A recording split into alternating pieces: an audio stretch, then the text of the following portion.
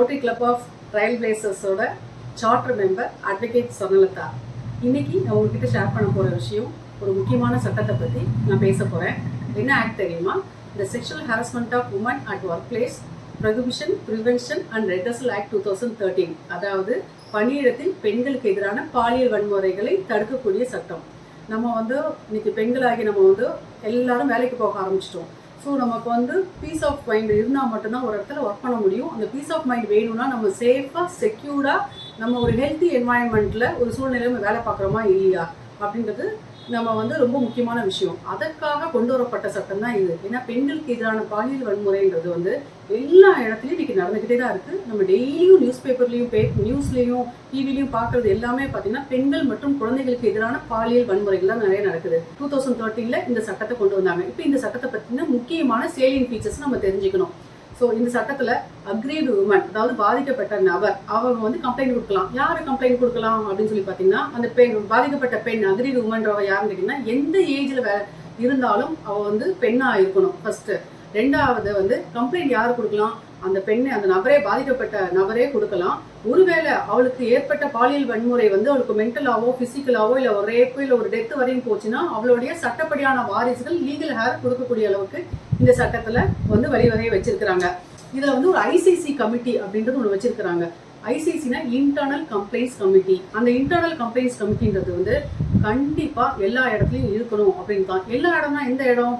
அரசாங்க கவர்மெண்ட் ஆஃபீஸஸ்லையா இல்லை பிரைவேட் ஆஃபீஸ்ல? கவர்மெண்ட் ஆஃபீஸஸாக இருந்தாலும் சரி, பிரைவேட் ஆஃபீஸஸாக இருந்தாலும் குறைந்தது 10 நபர்கள் வேலை பார்க்கக்கூடிய இடத்துல, அதுல ஒரு பெண் இருந்தா கூட பரவாயில்ல, 10 நபர்கள் வேலை பார்த்தா அந்த இடத்துல கண்டிப்பா ஒரு ஐசிசி கமிட்டி இருக்கணும் அப்படின்றது இந்த சட்டம்.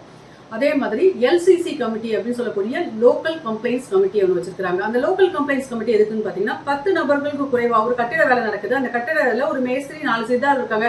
அப்ப 4 பேர் தான் இருக்காங்க. அந்த இடத்துல ஒரு சித்தாள், ஒரு பெண்மணிக்கு ஒரு பாலியல் வன்முறை நடந்ததுன்னா அவ எங்க போய் கம்ப்ளைண்ட் கொடுக்கலாம் அப்படின்ற கொஸ்டின் வரணுன்றதுக்காக தான், கொஸ்டின் வந்தா என்ன பண்றதுன்றதுக்காக தான் இந்த லோக்கல் கம்ப்ளைண்ட்ஸ் கமிட்டின்றது வச்சிருக்கிறாங்க. இது ஒரு இப்ப நம்ம ஊர்ல பாத்தீங்கன்னா சமூக நலத்துறையில இந்த கமிட்டி இருக்கு. கலெக்டர் ஹெட் சேர்பர்சனா இருக்கிறாங்க இதுல. ஸோ இங்க ஒரு வீட்டு வேலை பார்க்குறாங்க ஒருத்தங்கன்னா, அந்த இடத்துல ஒரு நபர் தான் வேலை பார்க்குறாங்க. அந்த வீட்டு வேலை பார்க்கக்கூடிய ஒரு பெண்மணிக்கு அந்த வீட்டு உரிமையாளராலேயோ இல்லை அங்கே உள்ள உறவினர்களாலேயோ ஒரு பாலியல் வன்முறை நடந்தால் அவங்க இந்த எல்சிசி கமிட்டியில கம்ப்ளைண்ட் கொடுக்கலாம். இந்த சட்டத்துல செக்ஷுவல் ஹராஸ்மெண்ட் அப்படின்னா என்ன சொல்றாங்கன்னு பார்த்தீங்கன்னா, பிசிக்கல் கான்டாக்ட். ஒன்று நம்ம பிசிக்கலா தொடுறதோ இல்லை வைக்கிறதோ, அது மட்டும் இல்லாமல் ஒரு டிமாண்டு இல்லை ஒரு ரெக்வஸ்ட் ஃபார் செக்ஷுவல் ஃபிளேவர்ஸ், அவங்களுக்கு ஏதாவது செக்ஷுவல் இன்டென்ட்டோட நம்ம தவறான பார்வையில பேசுறதோ, பார்க்கறதோ, இல்லை ஒரு ஷோயிங் போர்னோகிராஃபி, ஆபாச படங்களை நமக்கு காமிக்கிறதோ, இல்லை ஒரு SMS பண்றதோ, இல்லை ஒரு தப்பான படங்களை வாட்ஸ்அப் மூலமாவோ இது மூலமாவோ அனுப்புறதோ எல்லாமே பார்த்தீங்கன்னா அதாவது அன்வெல்கம், ஒரு பிசிக்கல் கான்டாக்ட் மூலமாவும் சரி, இல்லை ஒரு ஜெஸ்டர் சைகை மூலமா அனுப்புனாலும் சரி, சைகை தவறான பெண்மணி தவறா சைகை பண்ணா கூட இது எல்லாமே செக்ஷுவல் ஹராஸ்மெண்ட் தான் வரும். இதுல எந்த வகையான பாலியல் வன்முறை நடந்தாலும் நம்ம கம்ப்ளைண்ட் பண்ணலாம். அப்ப எங்க வேலை பார்க்குறவங்களுக்கு கம்ப்ளைண்ட் பண்ணலாம்னு பார்த்தீங்கன்னா, கவர்மெண்ட் ஆஃபீஸ் எந்த ஆஃபீஸா இருந்தாலும் அங்கே கண்டிப்பாக ஒரு ஐசிசி கமிட்டி இருக்கும். அது மாதிரி நான் கவர்மெண்ட் ஆர்கனைசேஷன் சொல்லக்கூடிய பிரைவேட் செக்டர்லையும் சரி, அது ஹாஸ்பிட்டலாக இருந்தாலும் சரி, நர்சிங் ஹோமாக இருந்தாலும் சரி, ஸ்டேடியமாக இருந்தாலும் சரி, ஸ்போர்ட்ஸாக இருந்தாலும் சரி, இல்லை any department stores, company, institution, health services, industrial, environmental, இது எனி ரிலேட்டட் எந்த கம்பெனி, பிரைவேட்டாக இருந்தாலும், அரசாங்கமாக இருந்தாலும், அரசு உதவி பெற்றதாக இருந்தாலும், அரசு உதவி பெறாத தனியார் நிறுவனமாக இருந்தாலும் சரி, எல்லா இடத்துலையும் குறைந்தது 10 நபர்கள் இருந்து வேலை பார்த்தாங்கன்னா அந்த இடத்துல கண்டிப்பா என்ன இருக்கணும்? ஐசிசி கமிட்டி இருக்கணும். இன்ஃபேக்ட் அந்த டுவெல்லிங் ஹவுஸ்ல வேலை பார்க்கக்கூடிய, வீட்டு வேலை பார்க்குறவங்களுக்காக தான் எல்சிசி கமிட்டின்னு இருக்குது. ஸோ இந்த ஐசிசி கமிட்டியில யாரெல்லாம் மெம்பர்ஸா இருப்பாங்கன்னு பார்த்தீங்கன்னா, ப்ரிசைடிங் ஆஃபீஸர் ஒருத்தங்க இருப்பாங்க. அவங்க அந்த நிறுவனத்தோட ஒரு மூத்த ஆஃபீஸர், சீனியர் லெவல் ஆஃபீஸர் இருப்பாங்க. அப்புறம் அங்க ஒர்க் பண்ற 2 பெண்கள் வேலைக்கு பார்க்கலாம். மோஸ்ட்லி ப்ரிஃபரபிளி உமன் தான் இருப்பாங்க. அடுத்து அவுட் சைடர் மெம்பர், ஏன்னா உள்ளேயே ஒரு கம்பெனியில அவங்களுக்கு வேண்டியவங்களே போட்டு ஒரு கம்ப்ளைண்ட் இருந்தால் நியாயம் கிடைக்காது அப்படின்ற ஒரு இது வந்துடக்கூடாதுன்றதுக்காக ஒரு அவுட் சைடர் மெம்பரையும் அவங்க என்ன பண்றாங்க, மெம்பரா அதுல வச்சிருக்காங்க. ஸோ இந்த கமிட்டி மெம்பர் என்ன பண்ணுவாங்கன்னா, உங்ககிட்ட ஒரு கம்ப்ளைண்ட் வந்ததுன்னா அந்த கம்ப்ளைண்ட் அவங்க வாங்கி 3 மாசத்துக்குள்ள அவங்க கண்டிப்பா என்கொயரி முடிச்சு ஆக்ஷன் எடுத்து அந்த ரிப்போர்ட்டை 10 டேஸ்க்குள்ள இந்த டிஸ்ட்ரிக்ட் ஆஃபீஸர் கையில கொடுக்கணும்.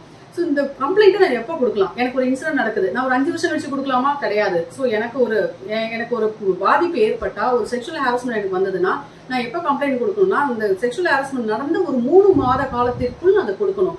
ஏன்னா எடுத்த உடனே ஒரே நாளில் கொடுக்கலாமா, ஒரு பயங்கர கன்ஃபியூஷன் இருக்கும் நமக்கு. இது சொல்லலாமா, சொல்லக்கூடாதா, தப்பா ரைட்டா, சொன்னா நம்ம பழி வாங்குவாங்களா, வேலையை விட்டு வெளியே தூக்கிடுவாங்களா, இல்லை வீட்டில் ஏதாவது சொல்லுவாங்களா, திருமணம் ஆகாத பெண்ணா நமக்கு திருமணம் ஆகுமா, இதை வெளியே தெரிஞ்சா என்ன பண்றது, இந்த மாதிரி ஏகப்பட்ட குழப்பத்தை மன உளைச்சலுக்கு உள்ளாகி வெளியே வரும்போது சில பேருக்கு அதிக அளவில் பிரச்சனை வரும்போது அவங்க பிசிக்கலாக வந்து ட்ரீட்மெண்ட் எடுக்கலாம், மென்டலாக ட்ரீட்மெண்ட் எடுக்கலாம், ஒரு கவுன்சிலிங் எடுக்கலாம். ஸோ அதுக்காக தானே கால வரையறையும் 3 மாதம் வரையும் கொடுத்துக்கலாம். ஸோ 3 மாதத்துக்குள்ளே நான் கம்ப்ளைண்ட் கொடுக்கணும். அப்படி இல்லைன்னா அந்த கடைசி இன்சிடென்ட், இது 2-3 தடவை அவன் அதை ட்ரை பண்ணுறான். ஃபர்ஸ்ட் ஒரு மெசேஜ் அனுப்புறான், அப்புறம் தவறான ஒரு படத்தை அனுப்புறாங்க, அப்புறம் மெதுவாக பேசி பார்க்குறான், அதுக்கடுத்து ஒன்று டச் பண்ணுறான் அப்படின்ற லெவல் வரும்போது அப்போ கடைசி இன்சிடென்ட் நடந்ததுலேருந்து 3 மாதத்துக்குள்ளே கம்ப்ளைண்ட் பண்ணலாம் அப்படின்றது இந்த ஆக்டில் இருக்குது.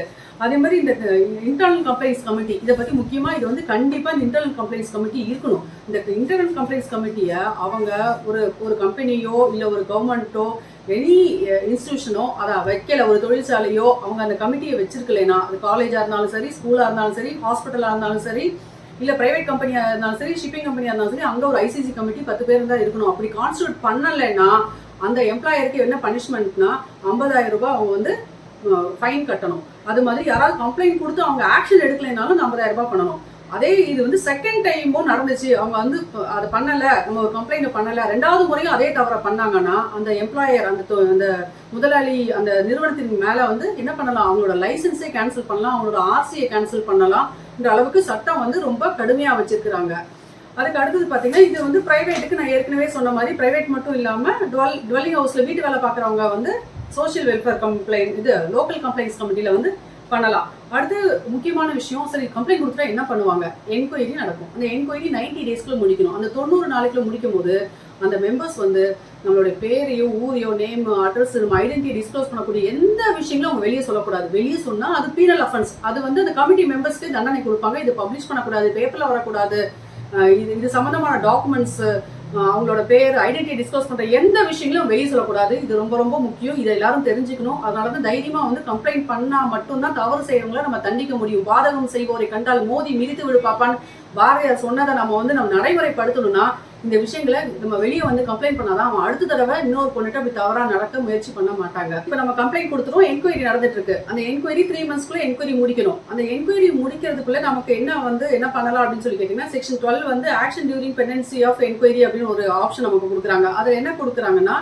எனக்கு இந்த இடத்துல வேலை பார்க்க பிடிக்கல, என்ன வேற ஒரு பிரான்ச்சுக்கு மாத்துறாங்க அப்படின்னு சொல்லி கேட்கலாம். இப்போ சப்போஸ் இப்போ ஒரு பேங்க்ல வேலை பார்க்குறேன், இங்கே எனக்கு ஒரு செக்ஷுவல் ஹராஸ்மெண்ட் நடந்திருக்கு, ஒரு என்கொயரி நடந்துட்டு இருக்கு அப்படின்னு சொல்லி சொன்னா நான் வந்து என்ன பண்ணலாம், எனக்கு வேற பிரான்ச்சுக்கு டிரான்ஸ்ஃபர் பண்ணி கொடுங்க, இல்லை வேற ஊருக்கு டிரான்ஸ்ஃபர் பண்ணுங்க, இல்லை நான் இங்கே தான் இருப்பேன், எனக்கு யாரால பாதிக்கப்பட்டதோ அவனை தூக்கி வேற ஊருக்கு டிரான்ஸ்ஃபர் பண்ணுங்க, வேற பிரான்ச்சுக்கு டிரான்ஸ்ஃபர் பண்ணுங்க, இது என்கொயரி முடிகிற வரையும் அவன் கண்ணு முன்னாடி நான் இருக்கக்கூடாது அப்படின்னு சொல்லி நம்ம கேட்கறதுக்கான வாய்ப்பு இருக்கு. அதுக்கப்புறம் ஒருவேளை வந்து நம்ம பாதிக்கப்பட்டிருக்கும் போது நமக்கு வந்து மன உளைச்சல் இருக்கும், டிப்ரெஷன் இருக்கும், இல்லை பிசிக்கலா ப்ராப்ளம், பிசிக்கலா ஏதாவது இன்ஜுரி இருக்கலாம். அப்படி இருக்கும்போது நம்ம வந்து ட்ரீட்மெண்ட் எடுக்கிறதுக்காகவோ இல்லை டிப்ரெஷன்ல இருந்து வெளியே வர்றதுக்காகவோ நம்ம என்ன பண்ணலாம், 3 மாசம் வரையும் நம்ம லீவ் கேட்கறதுக்காக இந்த இதுல வந்து வழிவகை செய்யப்பட்டிருக்கு. இந்த இதுல அதே மாதிரி என்கொயரி ரிப்போர்ட்டை பொறுத்தவரை இந்த 90 டேஸ்க்குள்ள வந்து இந்த கமிட்டி வந்து என்கொயரி பண்ணி அந்த என்கொயரி ரிப்போர்ட்டை 10 டேஸ்க்குள்ள டிஸ்ட்ரிக்ட் ஆஃபீஸர்கிட்ட கொடுக்கணும். ஸோ இந்த கமிட்டிக்கு என்ன பவர் இருக்குன்னு கேட்டீங்கன்னா, ஒரு கோர்ட்ல உள்ள சிவில் கோர்ட்டுக்கு என்ன பவர் உண்டோ அந்த பவர் எங்களுக்கு கொடுத்துருக்காங்க. விட்னஸை கண்டிப்பா வரணும்னு சொல்லி சம்மன் அனுப்பி வர சொல்லலாம், அவங்க கேட்குற டாக்குமெண்ட்ஸ்லாம் ப்ரொடியூஸ் பண்ணணும்னு சொல்லலாம். இது எல்லாமே வந்து என்கொயரிக்கு அது மாதிரி பனிஷ்மெண்ட் சர்வீஸ் ரூல்ஸ் பண்ணி பனிஷ்மெண்ட் கொடுக்கறதுக்கோ இல்லை பீனல் பனிஷ்மெண்ட் கொடுக்கறதுக்கோ இல்லை கன்சர்ன் போலீஸ்க்கு அனுப்பி அவங்கள அந்த நேச்சர் ஆஃப் அவங்களோட அந்த குற்றத்திற்கான தன்மையை பொறுத்து என்ன பனிஷ்மெண்ட் கொடுக்கணுன்றதை அவங்க டிசைட் பண்ணுவாங்க. அதே மாதிரி அதுக்கடுத்து பார்த்தீங்கன்னா ஃபால்ஸ் கம்ப்ளைண்ட் கொடுக்குறோம்னு வச்சுக்கோங்களேன், அந்த ஃபால்ஸ் கம்ப்ளைண்ட்டும் பனிஷபிள் அஃபென்ஸ் தான். நம்ம வந்து தவறா யார் மேலேயும் இந்த ஆக்டை நமக்கு அட்வான்டேஜ் எடுத்துட்டு நமக்கு பிடிக்காத அவங்க மேலே வந்து ஃபால்ஸாகவும் கம்ப்ளைண்ட் கொடுக்கக்கூடாது. 2வது காம்பன்சேஷன், நமக்கு ஒரு அமௌண்ட் ஃபிக்ஸ் பண்றாங்க. எதுக்காக காம்பன்சேஷன், நமக்கு ஏற்படக்கூடிய mental trauma, pain, sufferings, loss of career, நம்மளால இனிமேல் இந்த கம்பெனியில் வேலையே பார்க்க முடியாது, வேலையை விட்டு வெளியே வந்துட்டோன்னா நம்மளோட கேரியர், நம்மளோட ஜாப் ஆப்பர்ச்சுனிட்டி நமக்கு போயிடுது. ஸோ அதனால ஏற்படக்கூடிய நஷ்டத்துக்காக கேட்கலாம். மெடிக்கல் எக்ஸ்பென்சஸ், அப்புறம் இன்கம், ஃபினான்ஷியல் ஸ்டேட்டஸ் நம்ம வந்து ரொம்ப மோசமா இருக்கலாம். இல்லை வந்து இதெல்லாம் எதை வச்சு ஃபிக்ஸ் பண்ணுவாங்கன்னா, ஒன் டைம் செட்டில்மெண்ட்டாக நமக்கு கொடுக்கவும் சொல்லுவாங்க, இல்லை இன்ஸ்டால்மெண்ட்ல கொடுக்க சொல்லி சொல்லுவாங்க. அவன் எவ்வளோ வசதியானவன், அவனோட சம்பளம் என்ன, அவன் சம்பளத்திலிருந்து டிடெக்ட் பண்ணி நம்ம வந்து காம்பன்சேஷன் கொடுக்கறதுக்கும் வாய்ப்பு இருக்கு. அதே மாதிரி என்கொயரியில வந்து கண்டிப்பாக நம்ம என்கொயரி பண்ணியாச்சு, ஆனால் நம்ம வந்து காம்ப்ரமைஸாக போய்க்கலாம்னு நினைச்சோம்னா அப்போ நம்ம காம்ப்ரமைஸா பண்ணிக்கிறோம். அவன் இதுக்கு மேல கேட்க வேண்டாம், மன்னிப்பு கேட்டு அவனை விட்டுற சொல்லுங்க, இதுக்கு மேல என்ன சின்ன பிரச்சனையா இருக்கு அப்படின்னு சொல்லி சொன்னா ஒரு வார்ன் பண்ணிட்டு எச்சரிச்சுட்டு மன்னிச்சு விட சொல்லி நம்ம கேட்கலாம். பட் ஒரே ஒரு விஷயம், மானிட்டரி காம்ப்ரமைஸ் பண்ணிக்க கூடாது. பணத்தை வாங்கிட்டு செட்டில் பண்ணேன்னு சொல்லக்கூடாது. ஆனா இவங்க ஃபைன் போடலாம், கமிட்டி வந்து ஃபைன் போட்டு உங்களுக்கு காம்பன்சேஷன் வாங்கி கொடுக்கலாம், ஒன் டைம் செட்டில்மெண்ட்டாக வாங்கி கொடுக்கலாம், மந்த்லி உங்கள் சேலரியில் பிடிச்சி கொடுக்கலாம். பட் நம்ம காம்ப்ரமைஸ் பண்ணும்போது பணத்துக்காக காம்ப்ரமைஸ் பண்ணிக்க கூடாது. அதர்வைஸ் மன்னிச்சு விடுறதோ அந்த மாதிரி அதுக்கான ஆப்ஷன்ஸ் இருக்கு. அது மாதிரி ஒரு அங்கே வேலை பார்க்க அந்த கம்பெனி அந்த எம்ப்ளாயரோட இது விஷயம் அவங்க என்னெல்லாம் டியூட்டி பண்ணணும்னா ஃபர்ஸ்ட் சேஃப்டி என்வாயன்மெண்ட் நம்ம கொடுக்கணும். பெண்களுக்கு பாதுகாப்பான சூழலை வேலை பார்க்கக்கூடிய சேஃப்டி என்வாயன்மெண்ட் அவங்க கொடுக்கணும். இதெல்லாம் அவங்களோட டியூட்டி. அதே மாதிரி அவங்களோட ஒர்க் பிளேஸ்ல இந்த ஆக்டை பத்தி சொல்லணும். இப்படி ஒரு கமிட்டி இருக்குன்றது அவங்க எல்லா இடத்தையும் சொல்லணும். இது சம்பந்தப்பட்ட விழிப்புணர்வு உங்களுக்கு கொடுக்கணும். உங்களுக்கு ஒரு கம்ப்ளைண்ட் பண்ணணும்னு நினைச்சீங்கன்னா அதுக்கு ஃபெசிலிட்டி உங்களுக்கு அசிஸ்ட் பண்றதுக்கு ஹெல்ப் பண்றதுக்கு அவங்க எல்லா விஷயங்களையும் அவங்க பண்ணணும்.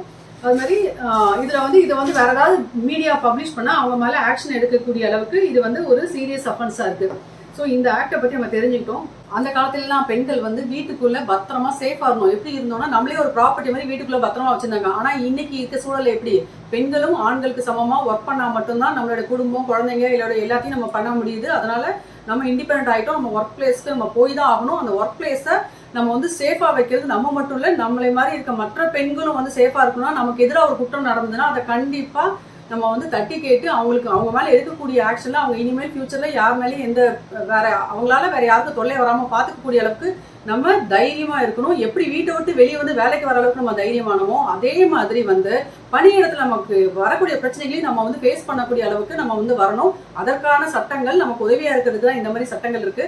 அப்ப அந்த ஐசிசி கமிட்டியில நடைமுறையில இருக்குதா, இப்படி ஒரு சட்டம் இருக்குதா அப்படின்னு நீங்க கேட்கலாம். ஐசிசி கமிட்டி நடைமுறையில இருக்கு. நான் தூத்துக்குடியில பல இடத்துல இந்த ஐசிசி கமிட்டியில மெம்பரா இருக்கேன். உதாரணமா கோர்ட்ல ஒரு ஐசிசி கமிட்டியில மெம்பரா இருக்கிறேன், பல கல்லூரிகள்ல இருக்கிறேன். அதே மாதிரி பாத்தீங்கன்னா ஆல் இண்டியா ரேடியோ, அதுக்கப்புறம் polytechnic, Tamil Nadu polytechnic, American hospital, Aravind eye hospital, இது ஹெவி வாட்டர் பிளான்ட், அதுக்கப்புறம் பார்த்தீங்கன்னா இது நெய்வேலி லிக்னைட் கார்பரேஷன், இதை தவிர ப்ரைவேட்டில் ரமேஷ் ஃப்ளவர்ஸ், நிறைய ஷிப்பிங் கம்பெனி, அது மாதிரி பல இடங்களில் நான் ஐசிசி கமிட்டி மெம்பராக இருக்கிறேன். நிறைய பெண்கள் இன்னைக்கு முன் கம்ப்ளைண்ட் கொடுக்குறாங்க.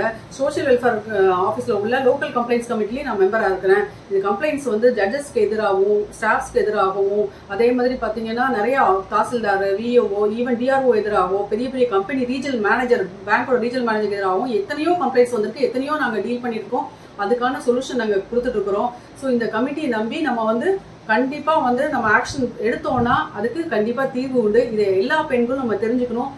இன்னொரு விஷயம், முக்கியமான விஷயம் சொல்லணும்னு நினைக்கிறேன். இது பாதிக்கப்பட்ட பெண்கள்னா அந்த இடத்துல வேலை பார்க்குற பெண்கள் மட்டும் இல்லை, ஒரு ஹாஸ்பிட்டலில் போகும்போது அங்கே வேலை பார்க்கக்கூடிய நர்ஸோ டாக்டர்ஸோ இல்லை பேஷண்ட்ஸோ மட்டும் இல்லை, அவங்கள பார்க்க போறவங்களுக்கு கூட ஒரு பெண்ணுக்கு ஒரு பிரச்சனை வந்ததுன்னா அவங்க இதில் கம்ப்ளைண்ட் கொடுக்கலாம். இப்போ கோர்ட்டுக்குள்ள கண்டிப்பா ஒரு ஸ்டாஃபோ இல்லை அட்வொகேட்டாவோ ஜட்ஜாவோ இருக்கணும் அவசியம் இல்லை. அந்த கோர்ட்டுக்கு வரக்கூடிய ஒரு வழக்காடி, ஒரு கிளையண்ட்டுக்கு ஒரு பிரச்சனை நடந்தாலும், ஸோ அந்த கேம்பஸ்ல யார் இருந்தாலும் அந்த இன்ஸ்டியூஷனோட பொறுப்பு. இவர் கல்லூரி கேம்பஸ்ல ஒரு பிரச்சனை ஸ்டூடெண்ட்டுக்கு வந்தாலும் சரி, இல்ல அங்க இருக்க ஸ்டாஃப்ஸ்க்கு வந்தாலும் சரி, இல்ல வெளியே இருந்து அந்த ஒரு பேரண்ட்ஸ் அந்த பெண்ணை கூட்டு போறதுக்கு அவங்களுக்கு ஒரு பாலியல் வன்முறை நடந்தா கூட அவங்களுக்குமே அந்த நிர்வாகம் தான் பொறுப்பு.